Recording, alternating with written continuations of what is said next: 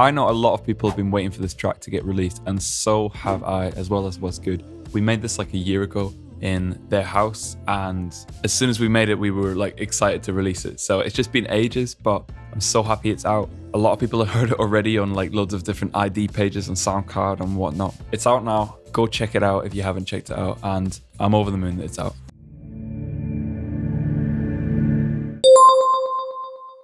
It's the first track of an EP that I'm going to be releasing on NCS. So this has been like a year in the making pretty much. As soon as I had made that track with What's Good, I'd said, you know, I want to design an EP for this kind of sound. I've been loving bass house and heavy house music for quite a while, and I wanted to just put it all into one package. So that's what we're doing. We've got the EP coming out after 3 singles, and then we've got 2 more dropping on the EP, and it's all bass house.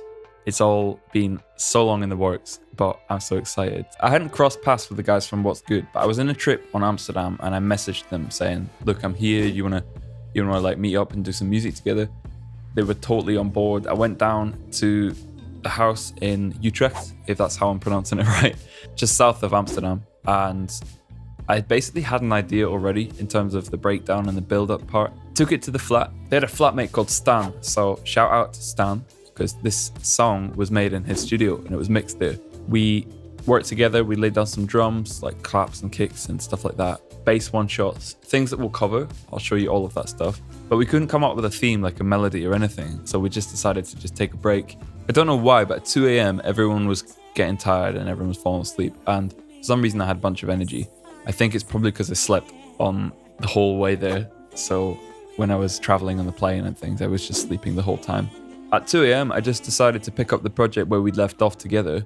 And within 20 minutes, I'd come up with a melody, and it was just complete luck. I kind of just dropped it after that and then showed the boys in the morning. They loved it, and Tyne did a few edits. He changed the kick and a few other things as well, just to fit the new vibe that we'd gone with. And that was it. That was it, done. Smoothest track ever, amazing collab. One of the first times I've been in the studio with someone to make something. A lot of the stuff is online, like you send files back and forth. That's still a really good way to collaborate, for sure, and I still do that. And of course, because of like all the lockdowns everywhere, we've got loads of Zoom sessions happening at the moment, so it's just the same stuff really. But when you get in the studio with someone, it's really cool. So first time that I think it had been pretty successful, and we've got the track released now.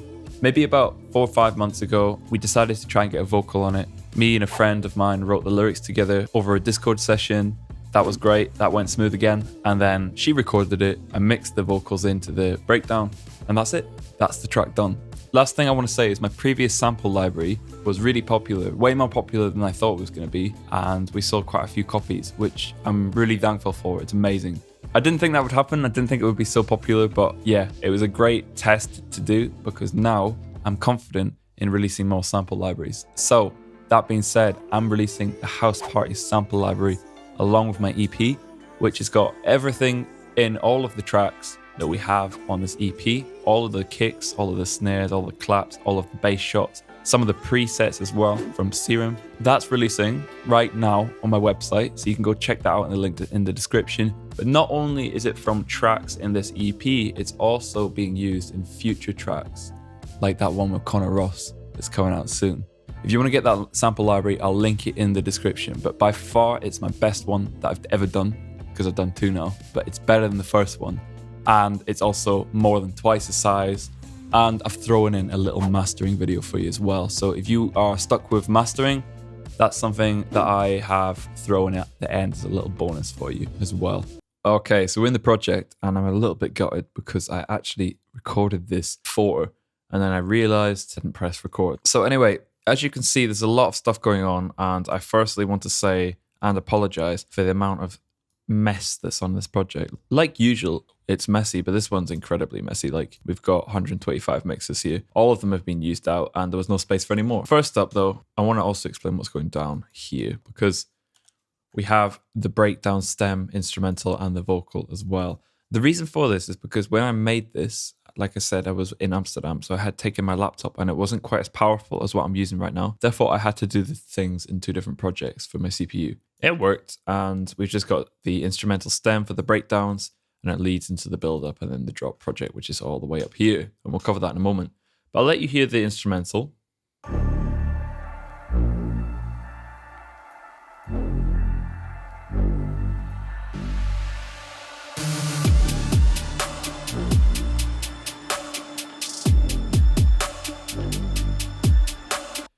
There's not too much going on here. It's kind of standard. And before the end of this part,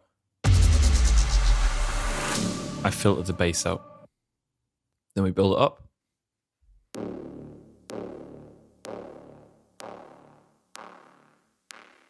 And then we've got the second breakdown, does the same thing.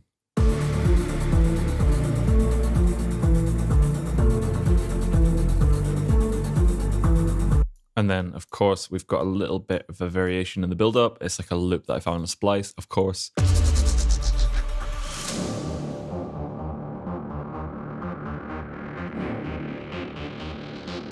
It's like an acid kind of sound. Then we got the vocal stem, and we'll listen to that individually as well. You were fine all this time, I was inside out. Put my heart in your hands till it came back round. So my friend's vocal is incredibly good. She's amazing at writing, recording, and singing, but she's also incredibly good. Her special ability almost is recording harmonies. Guess my sanity breaks away too easy. The build-up is actually the main reason there's so many layers in this track. I'll just go through them piece at a time. So we've got a police siren that goes up and down.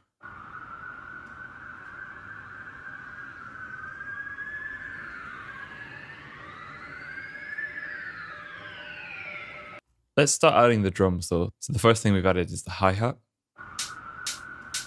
And then we added an extra loop from the sample library, this one.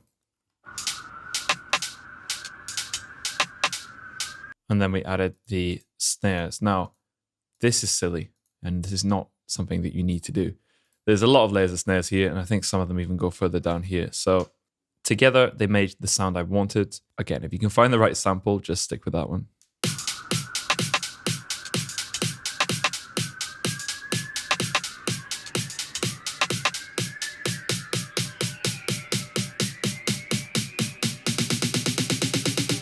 Some more claps and some brass stabs.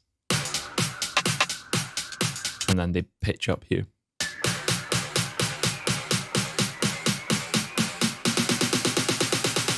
So let's keep going. There's a lot more. So we've got 2 more claps just here. Again, too many layers. Then a kick. Really hard to hear that one. But we've also got another kick as well. So that just adds a nice bit of bass. That's in the sample library. Last few things are another clap and a other clap too. Now, once we add all the rising effects, which are all just pretty much samples, you get a really big full sound on the build-up as well. Almost too much, but it's cool. It builds a lot of energy. So these are just the effects.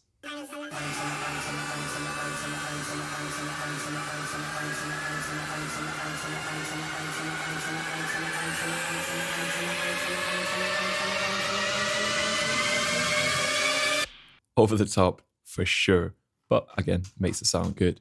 Last little thing I wanted to explain was this serum respace that goes up, and then towards the second half, it starts building in pitch.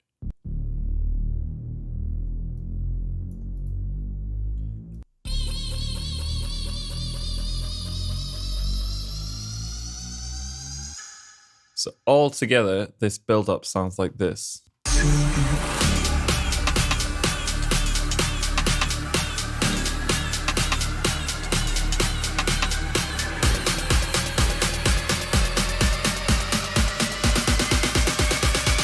So yeah, a lot of layers and a lot of stuff going on, but let's look at the drop because that's the main reason I know everyone's here. What I want to go through is how we built up the drop to begin with. So me, personally, I always start with drums anyway, but that's how the guys from What's Good also started this track with me.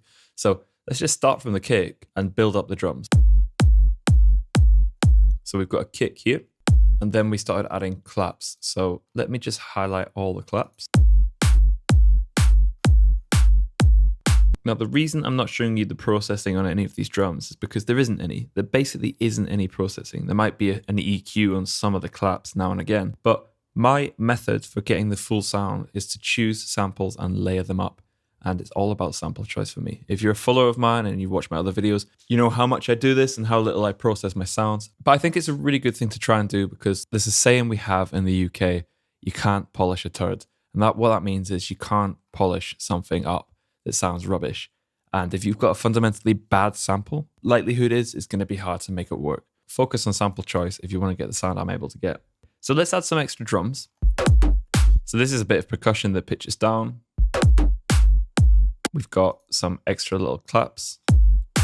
And then we've got the hi-hat. So we've got 3 layers.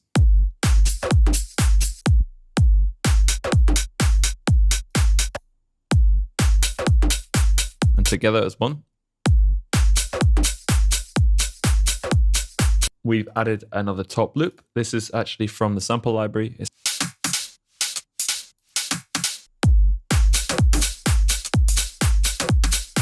actually adds quite a lot. Last few things are a rim shot.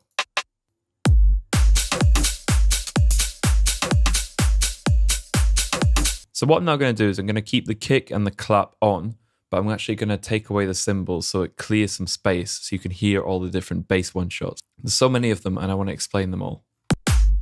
Okay, so let's start putting some of them on. So here's a vocal sample. And then we have this one.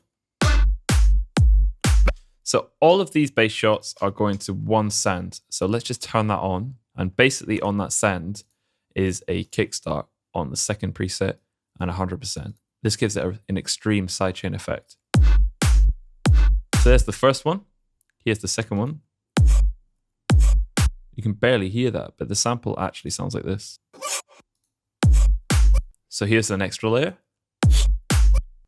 And another one. And the final one, which is more subby, and this is a serum patch.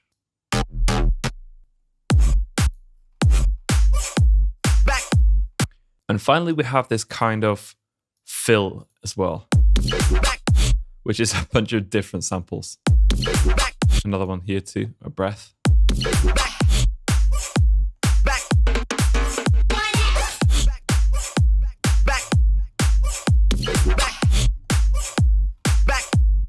Few extra sounds like this.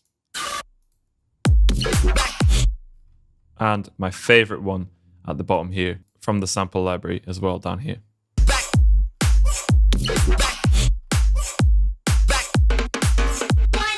A lot of different one shots from either my sample library or Splice and put all together.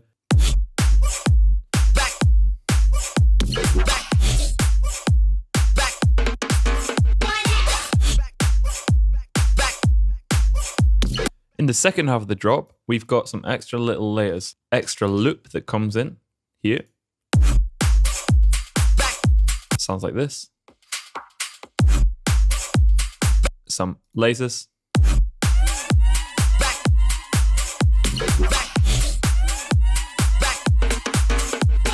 And some extra final things at the bottom I call energy effects. Basically what they are just constant sounds that keep going.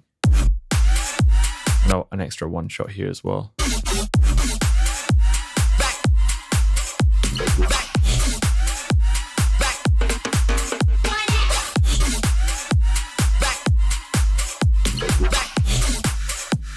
Oh, and also we have this one that I love using. You'll hear it a lot in bass house.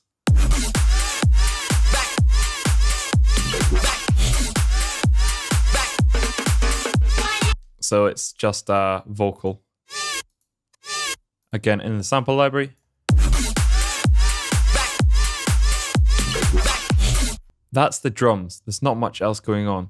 And like I said before, there's no processing almost at all on these things. But let's look at the thing that everyone's interested in, which is the leads and the basses. So all of these are the automation below them. They're all in one pattern. And this is what it sounds like.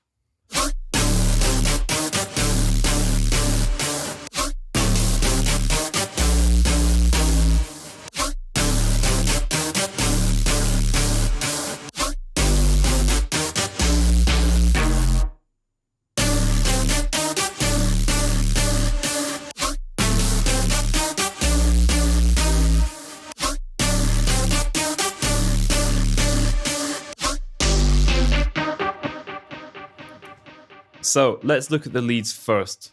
Our first sound is a serum patch. Processing, nothing. Then when we look at the leads, we get this sound. You hear there's a delay on it. That's because when the melody stops playing, I've automated the delay send to come up. So let's look at that right now. Let's go from the start of the melody and watch as this thing follows this.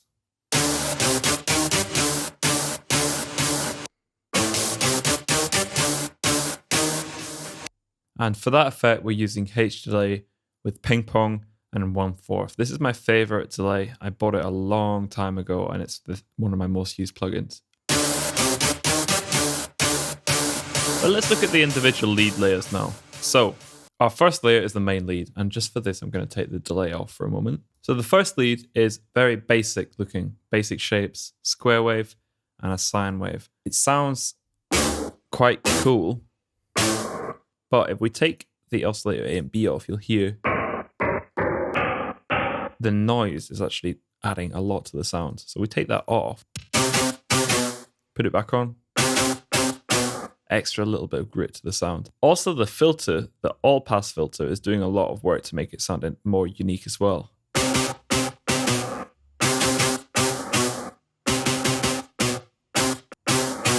So you can see that that's a really useful filter for more organic sound. The effects section, we're using the hyperdimension.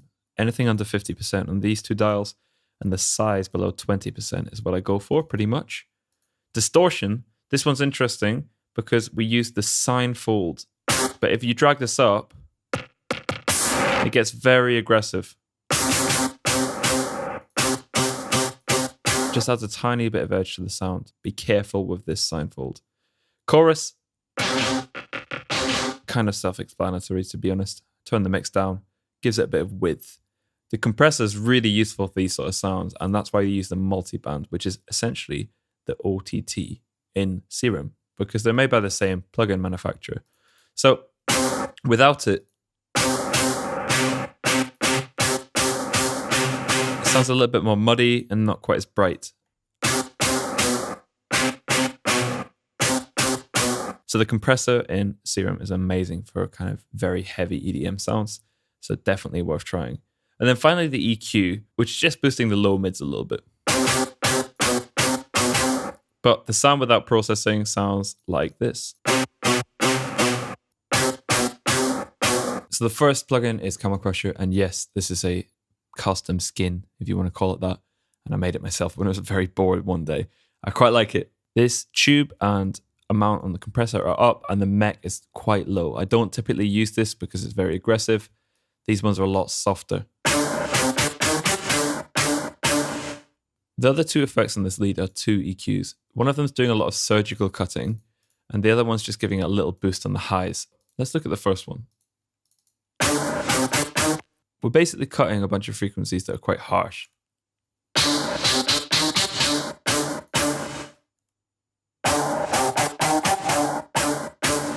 So this is surgical EQing, and ideally you do it in FabFilter Pro Q3 or Pro Q2. But I kind of like FL Studio's EQ anyway, so I'm not too picky. And then of course the little boost at the end there too. So without processing, still a good sound, just this brings it out a little bit more.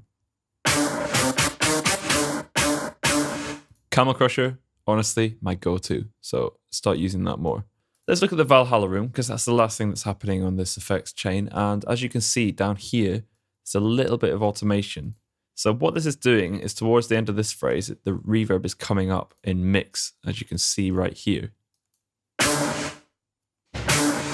And we take that off. You can hear a little bit of a kind of suck up effect there. It's quite subtle in this song, and it definitely does add something, but most people wouldn't notice it. But for some other bits of music I've done, it's almost an essential effect. So sometimes this works, sometimes it doesn't. It worked here.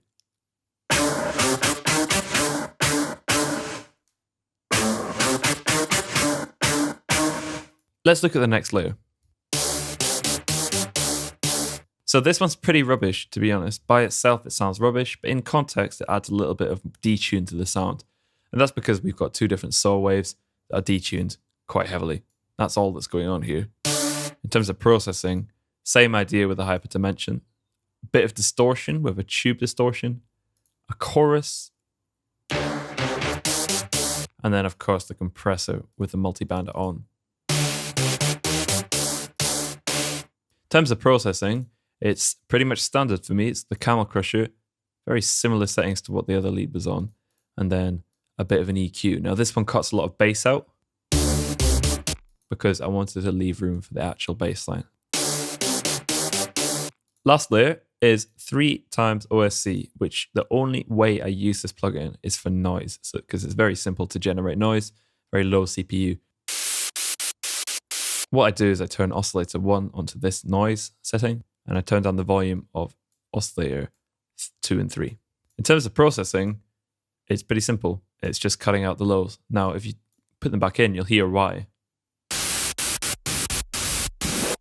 So that's just playing the same melody and rhythm. It doesn't have a pitch or anything, but it's adding a little bit of noise to the top.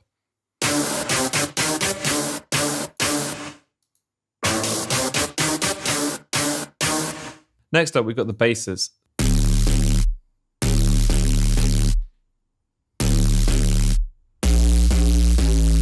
All right, so we've got 3 layers, and of course it's Serum again. Let's look at the first one. Again, available in the sample library, but this one's so simple, you could make it yourself, to be honest. All we have is a sine wave and a noise. Let's turn the sine wave off. Pretty aggressive noise. Let's turn the noise off and the sine wave on. Just a little bit distorted. If we go to the effects section, we can find the diode 1 distortion type, and then we've turned the drive up a bit. You can see that that adds a lot to the sound. A bit of chorus. Actually, ignore that, that's not even on. And then we've got, of course, the OTT compressor on there as well. So without these effects, it sounds like this. With the effects, really aggressive. In terms of processing, we ended up not using this effector from FL Studios. We used a little radiator, and then we also used a little EQ to cut some of the highs because it was a bit much, and to boost some of the sub. So the first layer sounds like this. Pretty aggressive. All right, second layer. Serum again.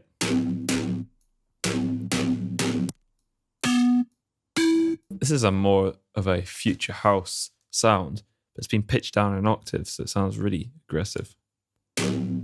By itself, it's nothing really that special, but it adds a little bit of aggression to the main bass, which is great. So in terms of processing, again, we've got the compressor, the multiband, bit of chorus, bit of distortion on the tube distortion, and then a bit of EQ to boost the highs up here.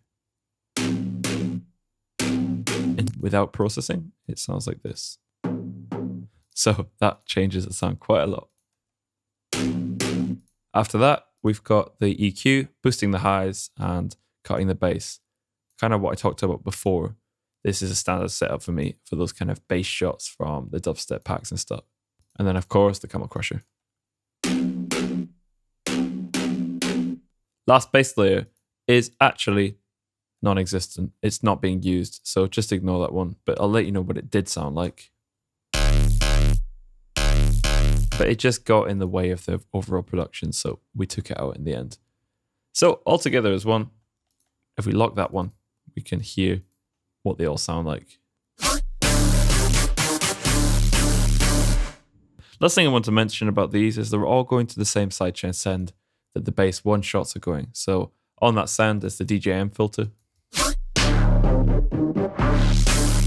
That allows us to control all of them at once and do some transitions towards the end of the drop, where a delay comes up. And then, of course, the kickstart. Let's turn that on.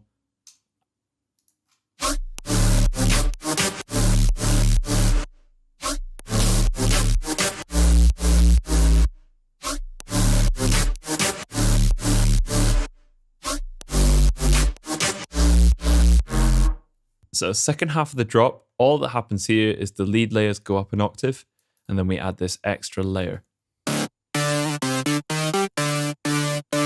It actually sounds really rubbish by itself, but it's just a detuned saw wave that has a little bit of vibrato at the end of it there. And you can actually see in the MIDI that we've done it like that.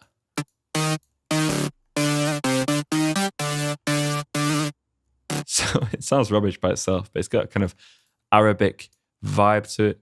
If that's the right word to use, I don't know. But yeah, we'll go with that.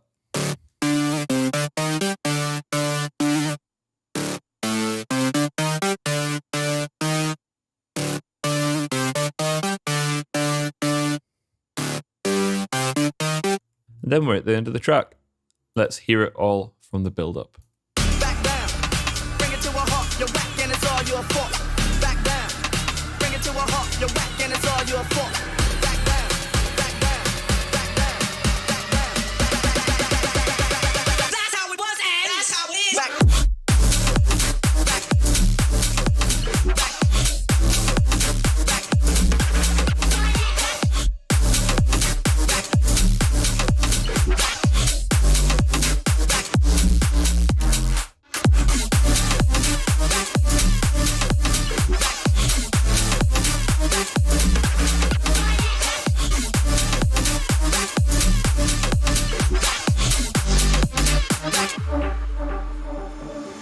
You were mine, don't know why I was upside down.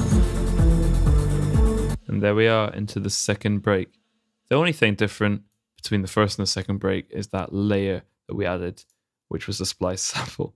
So yeah, it kind of a copy and paste job, but by the time we'd spent so long in this track, and the fact that we'd maxed out all the mixers, it was quite painful to try new ideas. So we just kind of settled for less, if you can even say that with this project.